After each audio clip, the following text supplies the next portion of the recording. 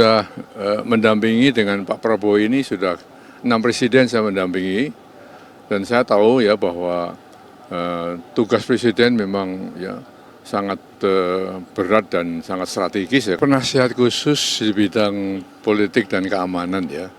Jadi saya pikir begini ya, saya sudah mendampingi dengan Pak Prabowo ini sudah 6 presiden saya mendampingi, dan saya tahu ya bahwa tugas presiden memang ya sangat berat dan sangat strategis ya, karena beliau sebagai kepala pemerintahan merangkap kepala negara ya, sehingga banyak hal yang memang beliau pikirkan, beliau selesaikan, dan harus memberikan kebijakan-kebijakan yang sangat penting bagi kehidupan bangsa dan negara ya. Maka beliau membutuhkan penasihat-penasihat ya, dan saya diberi mandat untuk memberi nasihat di bidang politik dan keamanan ya.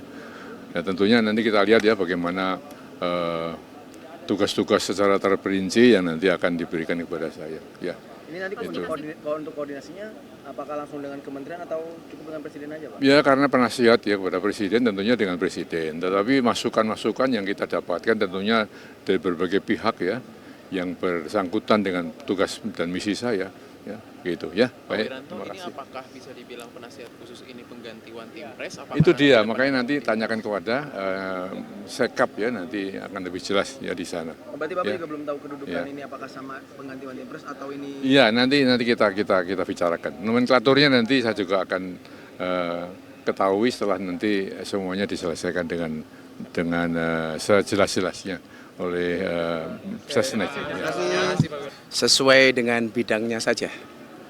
Jadi itu kan kalau merujuk ke peraturan presiden nomor 17 tahun 2012, salah satu tugas UKP itu kan melaksanakan tugas-tugas yang diperintah oleh presiden di luar tugas-tugas yang sudah di-backup sama kementerian dan instansi pemerintah yang lain. Karena bidang saya di kerukunan beragama dan pembinaan sarana keagamaan ya nggak jauh-jauh dari itu. Cuman memang ada salah satu tugas yang disampaikan itu adalah membangun komunikasi internasional terkait dengan moderasi dan toleransi.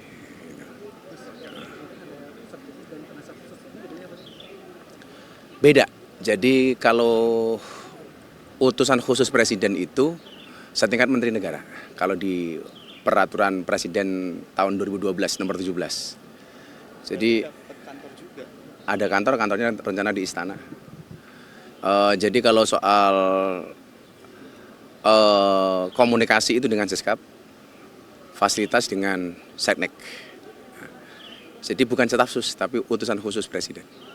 Setelah resmi dilantik ini apa langkah pertama yang nanti akan dilakukan oleh Bismillah untuk sesuai dengan bidang yang diutus oleh presiden?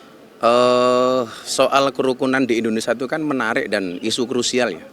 Karena begitu banyaknya perbedaan di negeri ini. 17.000 pulau, 1.700 suku bangsa, 736 bahasa, 6 agama. Ini tentunya kalau tidak disikapi secara dewasa, ini kurang baik. Maka bagaimana upaya kita hari ini adalah menjaga kondusivitas itu terkait dengan kerukunan. Karena di Dubai, di Uni Emirat Arab itu moderasi itu tidak hanya utusan khusus presiden, tapi bentuknya kementerian. Ya mudah-mudahan situasi bangsa ini tetap baik-baik saja sehingga tidak ada gangguan soal toleransi dan moderasi. Caranya seperti apa, Gus? Salah satunya mungkin kita nanti akan membuat semacam rumah moderasi kali ya. Jadi kita akan belanja masalah terlebih dahulu. Setelah itu baru kemudian nanti kita cari solusinya. Kira-kira gitu ya. Bukan staf khusus, penasihat khusus saja. Ya, penasihat khusus. Agak beda sih, kan nanti memberi nasihat. Memang beliau waktu masih sebagai presiden terpilih, beliau sangat memberikan perhatian sangat khusus berkaitan dengan masalah haji di Indonesia ini. Dan saya memang beberapa kali menghadap beliau untuk dimintai beliau tentang berbagai macam pandangan, karena kan itu memang koordinasinya di bawah saya sebagai Menko PMK. Ya. Mungkin karena saya sudah memberikan beberapa masukan itu, mungkin beliau mempertimbangkan saya tunjuk sebagai penasihat, salah satu penasihat beliau itu. Adanya penasehat khusus haji ini apakah karena masalah yang lalu-lalu soal cengkarut haji itu, Pak? Saya tidak tahu tentang itu, tetapi yang jelas beliau, Pak Presiden Prabowo itu sangat memberikan perhatian khusus terhadap masalah haji. Dan saya tidak tahu apa yang melatar belakang beliau, karena itu beliau memerintah saya untuk mencoba membuat semacam analisis gitu ya. Kemudian saya sampaikan kepada beliau. Dan itu dalam kapasitas saya sebagai Menko PMK, kan itu di bawah koordinasi dan evaluasi monitoringnya kan di bawah saya. Sehingga saya cukup banyaklah data tentang berbagai macam masalah yang ada. Tetapi secara overall sudah bagus ya, penanganan haji sudah bagus. Cuman memang harus diingat bahwa haji itu komponen dari ibadahnya itu hanya 30%. Yang 70% itu adalah akomodasi, transportasi, konsumsi, catering itu, kemudian juga persoalan administrasi, percepatan dan kemudahan yang harus diberikan kepada para jamaah. Sekarang juga sudah mulai ditangani dengan baik kan.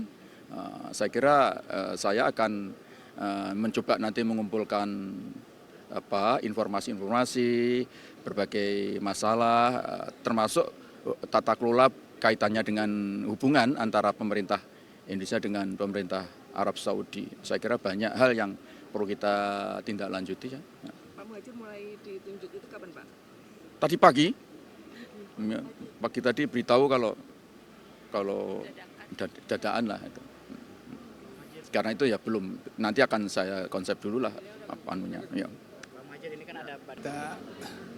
Kita harus selalu menjaga public trust ya, kepercayaan masyarakat, dan meningkatkan pelayanan kepada masyarakat pencari keadilan. Karena lembaga Mahkamah Agung dibentuk untuk melindungi dan memberikan pelayanan kepada masyarakat pencari keadilan. Ya, terima kasih ya. Tapi ada pesan khusus dari Prabowo Subianto terkait dengan soal hasil yang akan Nggak ada. Pak Sunarto lalu yang kemarin masalah hakim mogok kerja itu seperti apa, Pak? Nggak ada hakim mogok kerja. Oh ya, cuti aja kan, aspirasinya sudah ditampung dan bahkan sudah dipenuhin ya. Sebagian nanti diperjuangkan lagi. Sudah ditunggu aja Bapak. Maaf ditunggu. Ya, sesuai dengan namanya kan Badan Pengelola Investasi yang nantinya ditugaskan untuk mengelola investasi di luar APBN. Ya, jadi semua aset-aset pemerintah yang dipisahkan itu nanti akan dikelola oleh badan ini.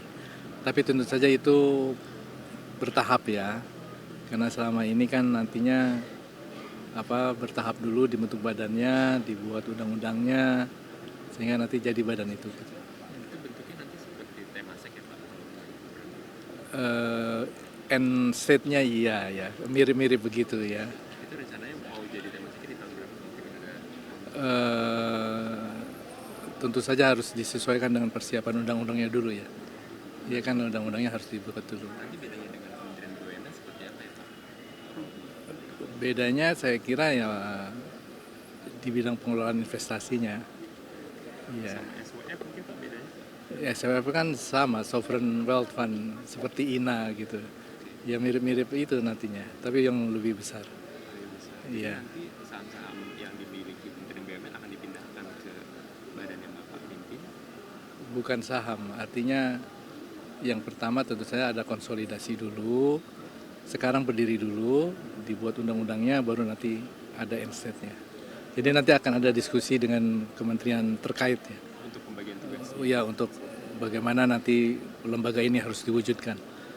Ya. Tapi SWF sendiri bakal di bawah Bapak atau belum nanti masih terus kita siapkan dulu undang-undangnya. Jadi tujuan utamanya apa Pak kalau misalkan? Pengelolaan investasi yang terpisah pencar itu dikonsolidasikan dan kemudian di leverage. Investasi pemerintah di beberapa Iya, di beberapa. Iya, misalnya kan ada aset-aset pemerintah yang dikelola oleh kementerian, digabung menjadi satu, di leverage, dikelola, kemudian kebijakan investasi nasional seperti apa, harus diwujudkan dan seterusnya. Jadi nanti akan banyak diskusi dengan kementerian terkait.